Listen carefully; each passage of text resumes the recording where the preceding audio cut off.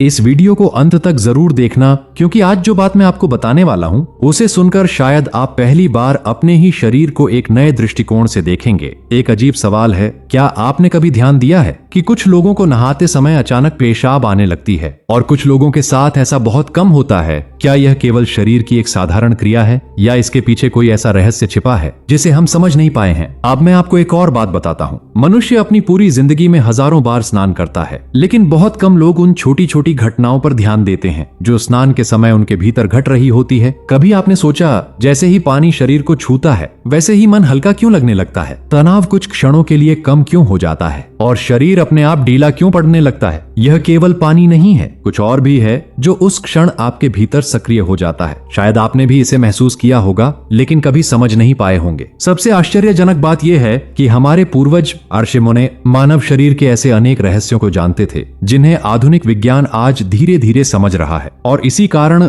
आज का विषय सुनने में भले ही साधारण लगे, लेकिन इसका संबंध केवल स्नान या पेशाब से नहीं है, बल्कि आपके मन, आपकी भावनाओं और आपकी आंतरिक स्थिति से भी जुड़ा हुआ है। हो सकता है इस समय आपको लगे कि यह बात इतनी महत्वपूर्ण नहीं है, लेकिन अंत तक पहुंचते पहुंचते आप समझ जाएंगे कि शरीर की सबसे सामान्य दिखाई देने वाली घटनाएं भी जीवन के गहरे संकेत लेकर आती हैं। जय श्री कृष्ण दोस्तों, मैं हूं विनय और आज हम बात करेंगे नहाते समय पेशाब आना हर किसी के किस्मत में नहीं होती कि उस रहस्य की जिसे समझने के लिए हमें शरीर, मन, विज्ञान और आध्यात्मिकता चारों के द्वार खोलने होंगे। जरा एक दृश्य की कल्पना कीजिए। पूरा दिन तनाव में बीता, दिमाग में सैकड़ों विचार घूम रहे हैं, दिल किसी चिंता से भरा हुआ है। फिर आप स्नान करने जाते हैं। जैसे ही ठंडा या गुनगुना पानी शरीर पर गिरता है, कुछ बदलने लगता है। मानो भीतर जमी हुई कोई गांठ ढीली पड़ रही हो, मानो शरीर किसी अदृश्य बोझ को छोड़ना चाहता हो। यहीं से एक ऐसा रहस्य शुरू होता है जिसे अधिकांश लोग कभी देख ही नहीं पाते। आखिर पानी का स्पर्श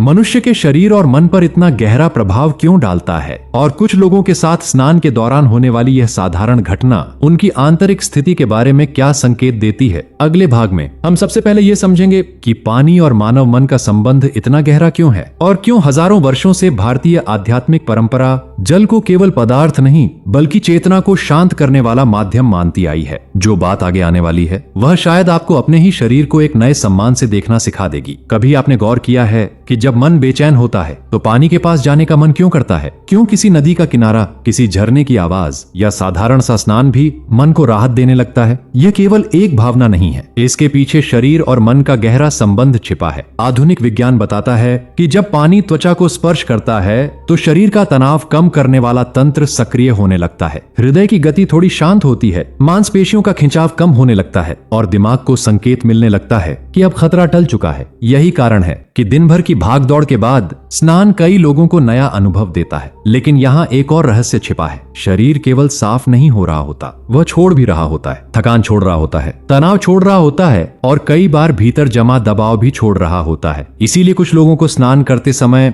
ऐसी शारीरिक प्रतिक्रियाएं महसूस होती हैं जो सामान्य परिस्थितियों में नहीं होती। बचपन को याद कीजिए, जब आप छोटे थे बारिश में भीगना अच्छा लगता था, किसी तालाब में पैर डालना अच्छा लगता था। उस समय कोई बड़ा कारण नहीं होता था, फिर भी मन प्रसन्न हो जाता था। क्यों? क्योंकि पानी केवल शरीर को नहीं छूता, वह भावनाओं को भी छूता है। गौतम बुद्ध ने मन को समझाने के लिए एक सुंदर उदाहरण दिया था। उन्होंने कहा, जब पानी शांत होता है तब उसमें सब कुछ साफ दिखाई देता है, लेकिन जब पानी विचलित हो तो प्रतिबिंब भी टूट जाता है। मन भी ऐसा ही है। जब भीतर अशांति होती है तो साधारण घटनाएं भी भारी लगती हैं, और जब भीतर शांति होती है तो वही जीवन हल्का लगने लगता है। अब एक और बात समझिए, हमारे शरीर के भीतर का बड़ा हिस्सा जल से बना है, यानी पानी केवल बाहर नहीं है, वह हमारे भीतर भी है। शायद इसी कारण पानी के संपर्क में आते ही शरीर और मन दोनों एक अलग प्रतिक्रिया देने लगते हैं। लेकिन यहाँ एक प्रश्न खड़ा होता है, यदि पानी इतना गहरा प्रभाव डालता है तो क्या स्नान के समय होने वाली छोटी छोटी घटनाएं सिर्फ शरीर की क्रियाएं हैं या वे हमारे मानसिक और भावनात्मक संसार की भी झलक देती हैं? अगले भाग में हम एक ऐसी मनोवैज्ञानिक सच्चाई समझेंगे जो बताती है कि इंसान का शरीर उसके मन की भाषा कैसे बोलता है। और तब आपको महसूस होगा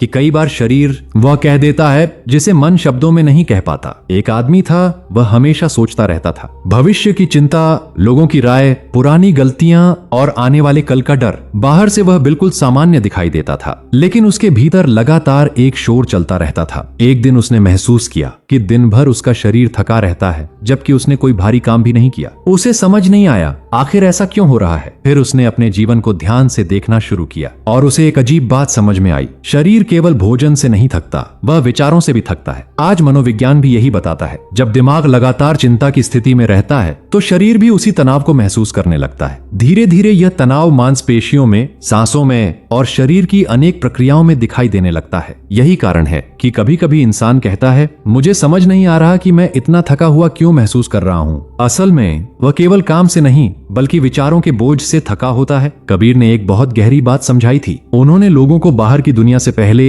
अपने भीतर देखने के लिए कहा, क्योंकि जीवन की सबसे बड़ी लड़ाई दूसरों से नहीं, अपने ही मन से होती है। अब अपने आसपास लोगों को देखिए। कई लोग हर समय व्यस्त दिखाई देते हैं, लेकिन उनकी व्यस्तता का बड़ा हिस्सा वास्तविक काम नहीं बल्कि मानसिक उलझन होती है। वे उन बातों के बारे में सोचते रहते हैं जो अभी हुई ही नहीं है। वे उन लोगों से डरते रहते हैं जो शायद उनके बारे में सोच भी नहीं रहे। वे उन घटनाओं का बोझ उठाते रहते हैं जो वर्षों पहले समाप्त हो चुकी हैं। धीरे धीरे यह आदत बन जाती है और जब आदत बन जाती है तो शरीर उसे सामान्य मानने लगता है। यहीं पर एक महत्वपूर्ण बात सामने आती है। शरीर और मन अलग अलग नहीं चलते, वे एक दूसरे को लगातार प्रभावित करते रहते हैं। जब मन दबाव छोड़ता है तो शरीर भी हल्का महसूस करता है। जब मन जकड़ जाता है तो शरीर भी कठोर होने लगता है। इसीलिए जीवन में कई बार शांति की शुरुआत शरीर से नहीं बल्कि विचारों से करनी पड़ती है। स्वामी विवेकानंद बार बार एक बात पर जोर देते थे, मनुष्य की सबसे बड़ी शक्ति उसका नियंत्रित मन है। जिसने अपने मन को समझ लिया उसने अपने जीवन का मार्ग बदल लिया। लेकिन समस्या यह है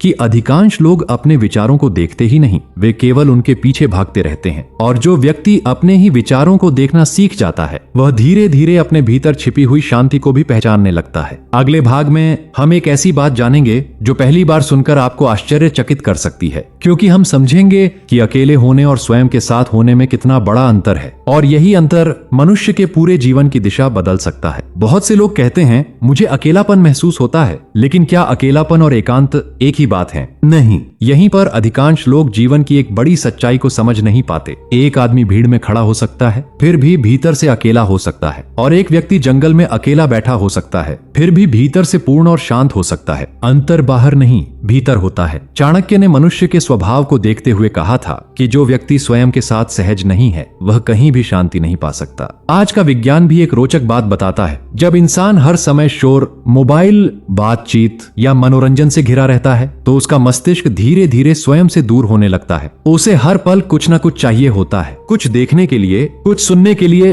कुछ सोचने के लिए। और जब कुछ नहीं होता तो बेचैनी शुरू हो जाती है। यहीं से मन की निर्भरता जन्म लेती है। एक छोटा सा प्रयोग करके देखिए। एक दिन केवल 5 मिनट बिना मोबाइल, बिना संगीत और बिना किसी काम के बैठिए। आप पाएंगे कि मन तुरंत भागना चाहता है। वह आपको किसी न किसी दिशा में ले जाना चाहता है। क्यों? क्योंकि उसने शांत रहना सीखा ही नहीं। गौतम बुद्ध ने अपने जीवन में यही देखा था। मन लगातार भागता है, कभी अतीत में, कभी भविष्य में, लेकिन वर्तमान में बहुत कम रहता है। और जब मन वर्तमान में नहीं रहता तो जीवन का आनंद भी खोने लगता है। अब एक साधारण घटना को देखिए। कई लोग स्नान के समय अचानक कुछ देर के लिए शांत हो जाते हैं। कोई संगीत नहीं, कोई बातचीत नहीं, सिर्फ पानी की आवाज। उसी समय कई लोगों को अपने जीवन की बातें याद आने लगती हैं। पुराने निर्णय, पुरानी यादें, कुछ अधूरे सवाल। ऐसा इसलिए होता है क्योंकि उस क्षण मन को थोड़ी जगह मिलती है, और जब मन को जगह मिलती है तो वह अपने भीतर छिपी बातों को सामने लाने लगता है। यही कारण है कि कई बड़े विचार, कई समाधान और कई महत्वपूर्ण समझ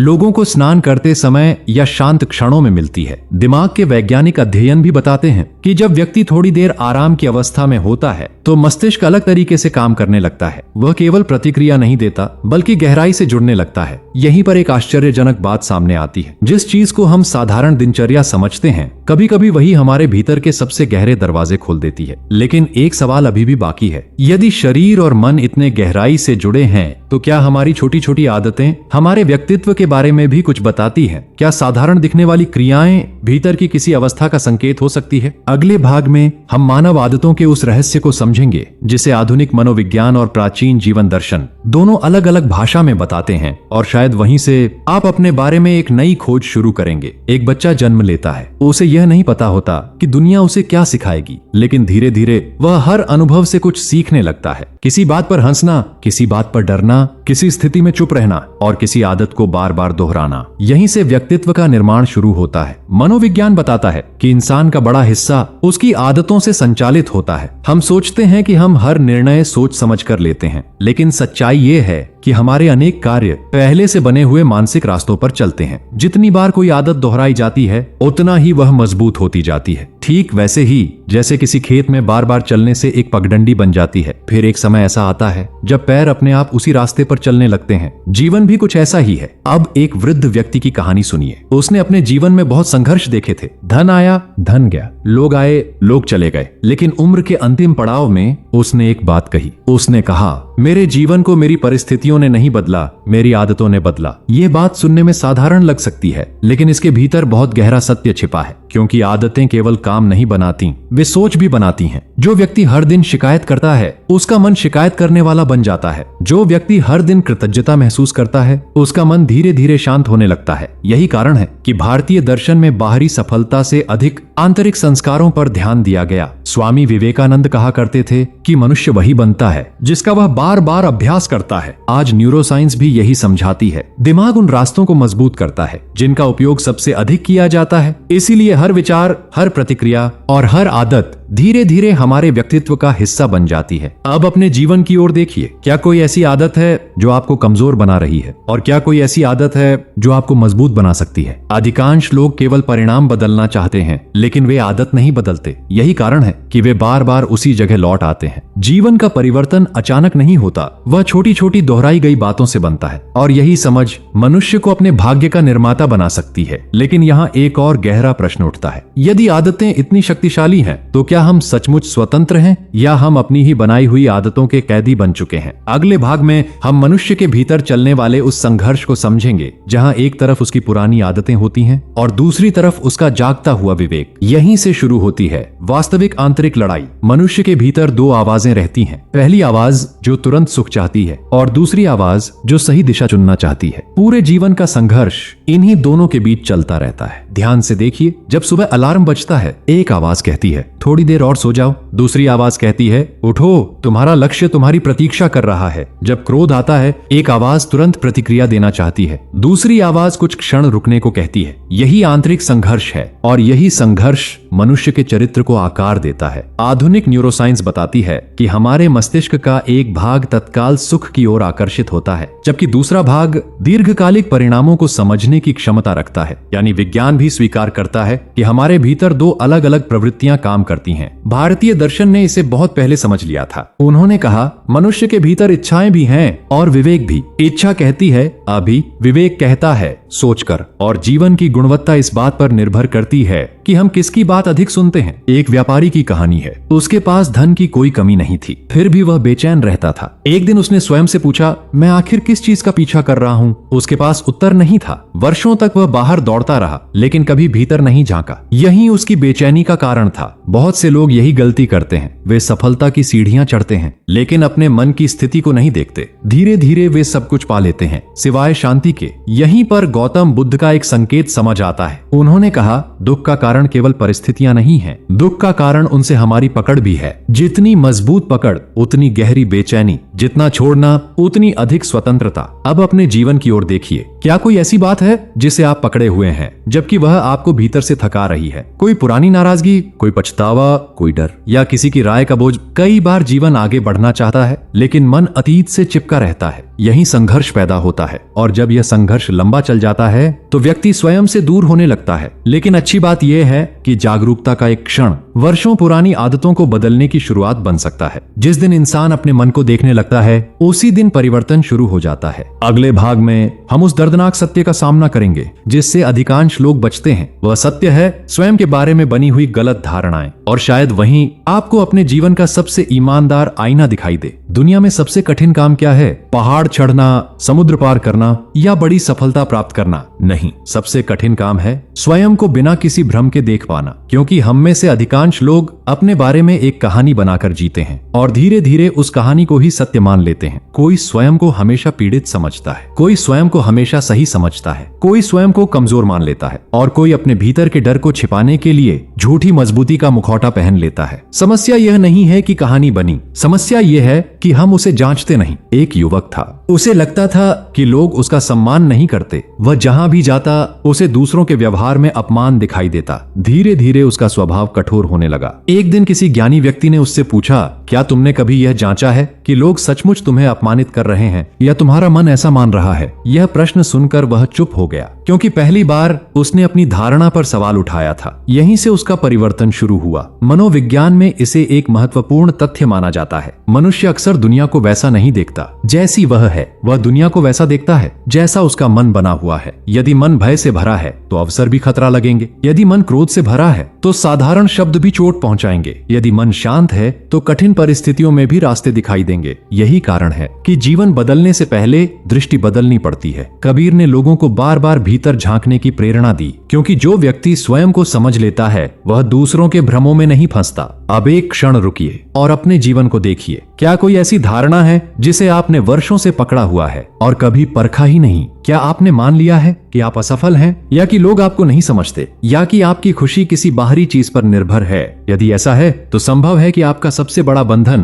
कोई व्यक्ति नहीं बल्कि आपकी अपनी मान्यता हो। यही वह स्थान है जहां आंतरिक संघर्ष जन्म लेता है। एक तरफ पुरानी पहचान होती है और दूसरी तरफ सच्चाई। पुरानी पहचान सुरक्षित लगती है, लेकिन सच्चाई मुक्त करती है। अधिकांश लोग सुरक्षा चुनते हैं, बहुत कम लोग सत्य चुनते हैं, और जो सत्य चुन लेते हैं उनके लिए जीवन का एक नया अध्याय खुलने लगता है। अगले भाग में हम उस क्षण की बात करेंगे जब मनुष्य पहली बार समझता है कि वह केवल अपनी आदतों, अपने विचारों या अपनी पुरानी कहानी का नाम नहीं है। वहीं से शुरू होती है भीतर की जागृति। एक सुबह सब कुछ पहले जैसा ही था। सूरज भी वही था, दुनिया भी वही थी, लोग भी वही थे, लेकिन एक व्यक्ति के भीतर कुछ बदल गया था। बाहर कोई चमत्कार नहीं हुआ था, चमत्कार भीतर हुआ था। उसे पहली बार महसूस हुआ कि वह अपने विचार नहीं है, वह अपने डर नहीं है, वह अपनी पुरानी गलतियां भी नहीं है, और वह उन नामों से भी बड़ा है जो दुनिया ने उसे दिए हैं। यहीं से जागृति की शुरुआत होती है। अधिकांश लोग अपने मन में उठने वाले हर विचार को अपना सत्य मान लेते हैं। तुम कमजोर हो तो वे मान लेते हैं कि वे कमजोर हैं। तुम असफल हो तो वे स्वयं को असफल समझने लगते हैं। लेकिन क्या हर विचार सत्य होता है? नहीं। विचार केवल विचार होते हैं। वे आते हैं, कुछ समय रुकते हैं और फिर चले जाते हैं। ठीक वैसे ही जैसे आकाश में बादल आते हैं और चले जाते हैं। आकाश बादल नहीं बन जाता, उसी प्रकार आप अपने विचार नहीं बन जाते। यहीं एक गहरी स्वतंत्रता छिपी हुई है। जब ये बात समझ में आती है तो मन का आधा बोझ अपने आप उतरने लगता है। भगवान श्री कृष्ण ने जीवन को समझाते हुए बार बार मनुष्य को अपने वास्तविक स्वरूप को पहचानने की प्रेरणा दी, क्योंकि जब तक व्यक्ति स्वयं को केवल परिस्थितियों से जोड़कर देखता है तब तक वह हर उतार चढ़ाव से हिलता रहता है। लेकिन जैसे ही वह भीतर के साक्षी को पहचानता है उसकी दृष्टि बदलने लगती है। एक महिला थी, वर्षों तक वह लोगों की प्रशंसा पर निर्भर रही। यदि कोई उसकी तारीफ करता तो वह खुश हो जाती, यदि कोई आलोचना करता तो वह टूट जाती। एक दिन उसने महसूस किया कि उसने अपनी खुशी की चाबी दूसरों को दे रखी है। उस दिन से उसने स्वयं को जानने की यात्रा शुरू की। धीरे धीरे उसका आत्मविश्वास भीतर से आने लगा और तब पहली बार उसे शांति का अनुभव हुआ। यही जागृति है, जब खुशी दूसरों की राय पर नहीं बल्कि अपनी समझ पर टिकने लगे, जब पहचान बाहरी लेवल से नहीं भीतर की चेतना से बनने लगे, जब मनुष्य स्वयं को देखने लगे बिना किसी मुखौटे के। विज्ञान भी बताता है कि जो लोग स्वयं का निरीक्षण करना सीख जाते हैं वे तनाव और भावनात्मक उतार चढ़ाव को बेहतर ढंग से संभाल पाते हैं, क्योंकि वे प्रतिक्रिया देने से पहले देखना सीख जाते हैं और देखने वाला व्यक्ति धीरे धीरे मुक्त होने लगता है। लेकिन जागृति का यह मार्ग आसान नहीं है, क्योंकि जैसे ही प्रकाश आता है वैसे ही वे चीजें भी दिखाई देने लगती हैं जिनसे हम वर्षों से बचते रहे थे। अगले भाग में हम उस परिवर्तन की बात करेंगे जो तब शुरू होता है जब व्यक्ति अपने भीतर छिपे सत्य से भागना बंद कर देता है और वहीं से जीवन केवल जीना नहीं समझना शुरू हो जाता है। एक समय ऐसा आता है जब इंसान के पास दो रास्ते बचते हैं। पहला, वही पुराना जीवन, वही पुरानी सोच, वही पुरानी प्रतिक्रियाएं, और दूसरा स्वयं को सच में समझने का मार्ग। अधिकांश लोग पहला रास्ता चुनते हैं क्योंकि वह परिचित होता है, भले ही उसमें दुख हो फिर भी वह जाना पहचाना होता है। लेकिन परिवर्तन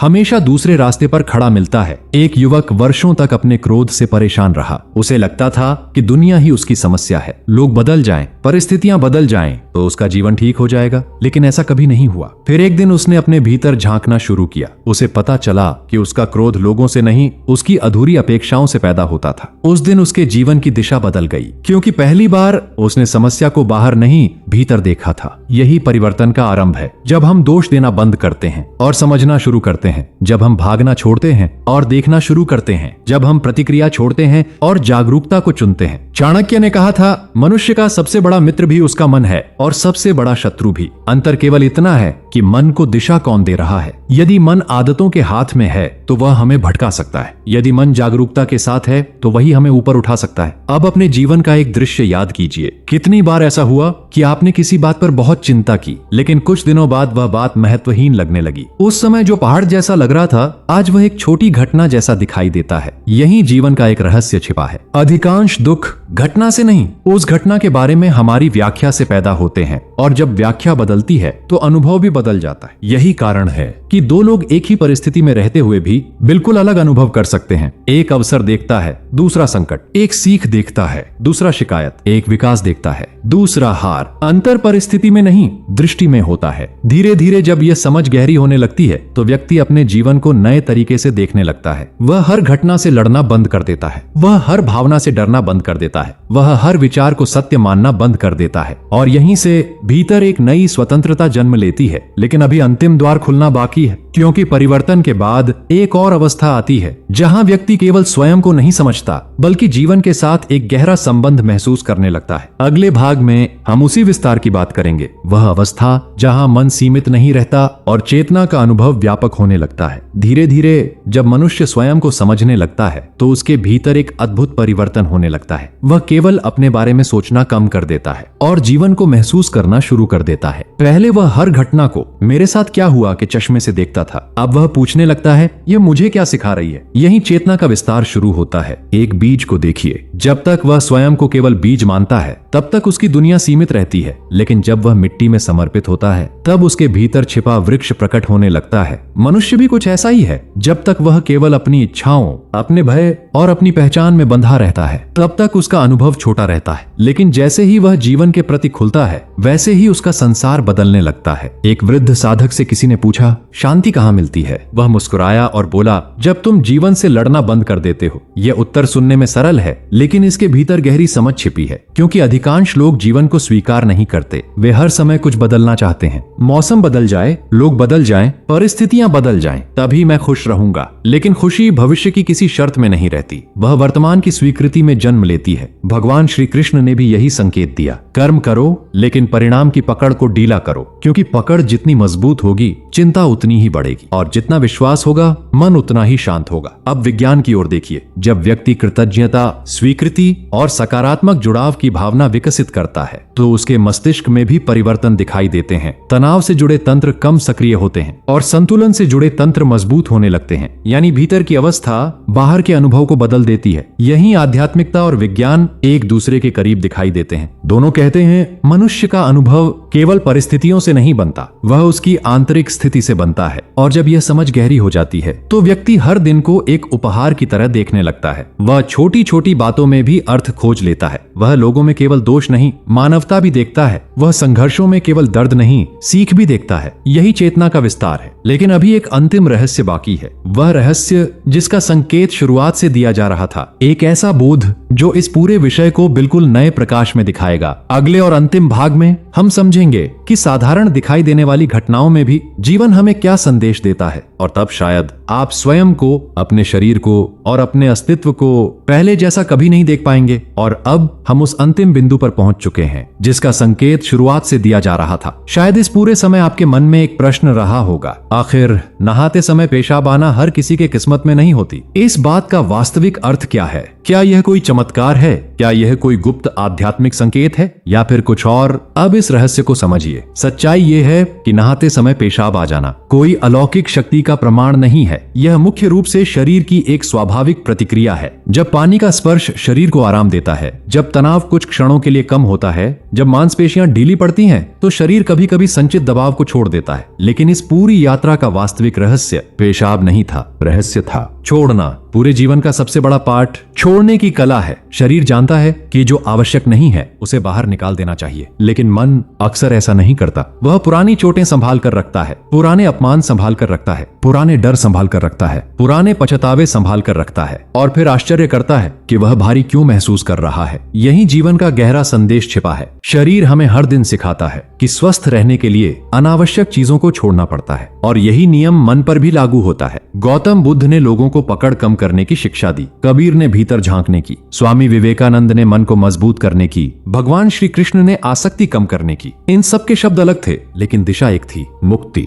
अब स्वयं से एक प्रश्न पूछिए, आज भी आप क्या पकड़े हुए हैं? कोई पुराना दुख, कोई डर, किसी की कही हुई बात या अपनी ही बनाई हुई कोई सीमा? यदि है तो शायद समय आ गया है उसे धीरे धीरे छोड़ने का, क्योंकि जीवन आगे बढ़ना चाहता है। नदी पीछे नहीं बहती, सूरज कल की रोशनी नहीं ढोता, पेड़ पुराने पत्तों को हमेशा नहीं पकड़े रहते। प्रकृति का नियम है, छोड़ो और आगे बढ़ो। यही कारण है कि इस वीडियो का असली संदेश किसी शारीरिक क्रिया से कहीं बड़ा है। नहाते समय होने वाली वह छोटी सी घटना हमें याद दिलाती है कि छोड़ना कमजोरी नहीं है, छोड़ना एक बुद्धिमानी है, छोड़ना एक परिपक्वता है, छोड़ना एक आंतरिक स्वतंत्रता है। और जिस दिन इंसान यह कला सीख लेता है उस दिन उसके भीतर जगह बनने लगती है, शांति के लिए, प्रेम के लिए, समझ के लिए और सच्ची खुशी के लिए। तो आज इस वीडियो के समाप्त होने से पहले कुछ क्षण आंखें बंद कीजिए, एक गहरी सांस लीजिए और अपने मन से पूछिए, ऐसी कौन सी चीज है जिसे पकड़े रहने से केवल बोझ बढ़ रहा है और जिसे छोड़ देने से जीवन हल्का हो सकता है? शायद उत्तर अभी आ जाए, शायद कुछ दिनों बाद आए, लेकिन जब भी आए